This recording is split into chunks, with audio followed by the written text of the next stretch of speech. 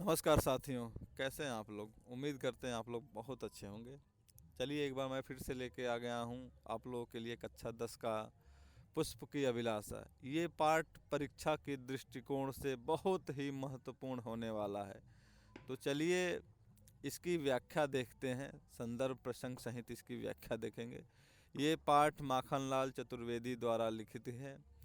और यदि इसके संदर्भ की बात की जाए, सर्वप्रथम संदर्भ की बात करें तो इसमें संदर्भ कुछ इस प्रकार होगा कि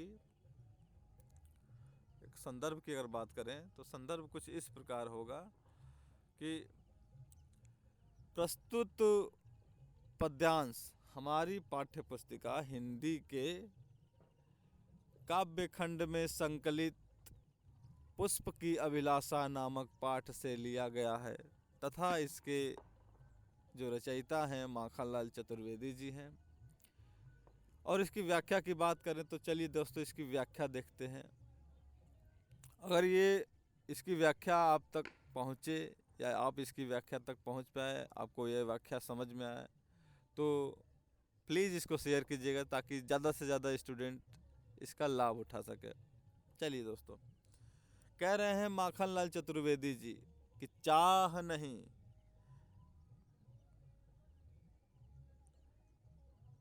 कह रहे हैं कि चाह नहीं मैं सुरबाला के, चाह नहीं, सॉरी,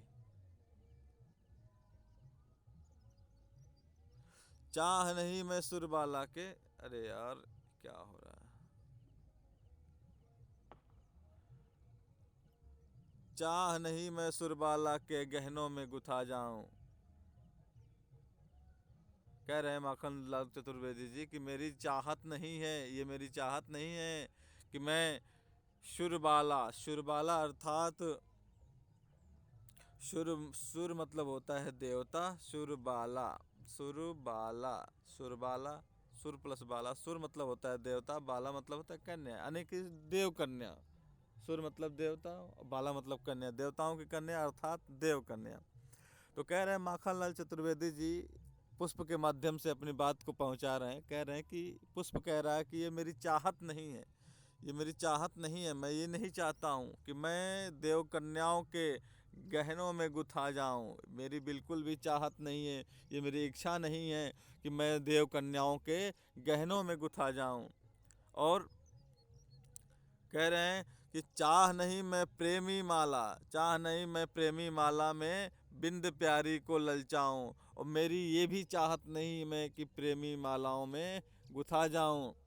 और कह रहे हैं कि चाह नहीं सम्राटों के सौ पर हे हरि डाला जाऊं, हे हरि, हे परमेश्वर, हे परमेश्वर, हे परमपिता परमेश्वर, हे प्रभु, मेरी ये भी चाहत नहीं है कि मैं सम्राटों के शव पर मैं उनके शव पर डाला जाऊं।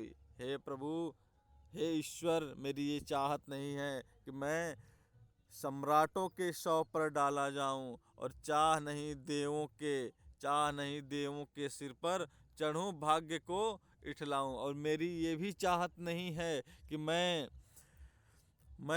देवताओं के सर पर चढ़ाया जाऊं और मैं अपने भाग्य पे घमंड करूं, अपने भाग्य पे इठलाऊं, ये मेरी बिल्कुल भी चाहत नहीं है। मेरी चाहत क्या है, अब देखिए पुष्प की चाहत क्या है। पुष्प अपनी चाहत, यानी कि कवि माखनलाल चतुर्वेदी जी अपनी चाहत को व्यक्त करने के लिए कह रहे हैं कि हे मुझे तोड़ लेना, हे बनमाली, हे बन के माली, हे माली, तुम ही जो मेरे मालिक हो, हे मालिक, मेरे बन के मालिक, तुम मुझे तोड़ लेना और उस पथ पर देना तुम फेंक।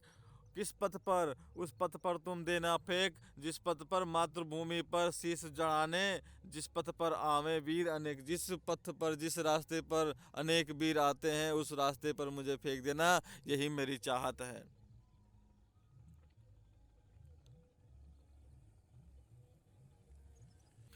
यही मेरी चाहत है कि मैं जिस रास्ते पर सैनिक जाएं, जिस रास्ते पर हमारे देश के वीर जवान जाएं, उसी रास्ते पर मुझे, हे माली, हे मेरे मालिक, उसी रास्ते पर मुझे बिछा देना, यही मेरी चाहत है। मैं किसी देवता के ऊपर, सिर पे ऊपर नहीं चढ़ाया जाना चाहता हूँ, और मैं किसी के सुरबालाओं के गहनों में नहीं गुथा जाना चाहता हूँ।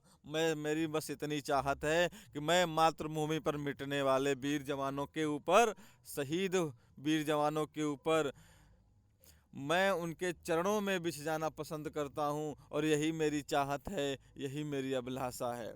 दोस्तों, माखनलाल चतुर्वेदी जी पुष्प के माध्यम से, फूल के माध्यम से देश के प्रति अपनी भावना को जागृत करते हुए इस कविता को लिखे हैं। ये कविता बड़ी ही प्यारी है और उम्मीद करते हैं इस कविता का व्याख्या आपको समझ में आएगा। ठीक है दोस्तों, ज़्यादा से ज़्यादा अगर पसंद आए तो ज़्यादा से ज़्यादा शेयर कीजिएगा। धन्यवाद दोस्तों।